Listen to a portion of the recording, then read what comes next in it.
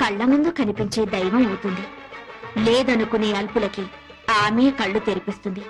నైవేద్యాన్ని ఆ అమ్మనే పిలిచి తినిపించాడు ఓ చిన్న పూజారి. ఓం శ్రీ కనకదుర్గా దేవి దత్తాత్రేయ, నేను ట్రస్టీ గారితో మాట్లాడొస్తాను. త్వరగా నైవేద్యం పెట్టేసి మేయర్ గారింటికి ప్రసాదం పట్టుకెళ్ళాలి. నేను వేద పాఠశాలకు వెళ్ళాలి, తొందరగా రండి. అవన్నీ తర్వాత, అమ్మవారికి నైవేద్యం పెట్టాకే వెళ్ళు. నేను ట్రస్టీ గారితో ప్లేట్ల కలెక్షన్ గురించి మాట్లాడి వెంటనే వచ్చేస్తాను. ఎక్కువ మంత్రాలు చదవకుండా త్వరగా కానీ పులిహోర పైన జీడిపప్పు కదలకుండా నైవేద్యం పెట్టు. తినమ్మా తిను.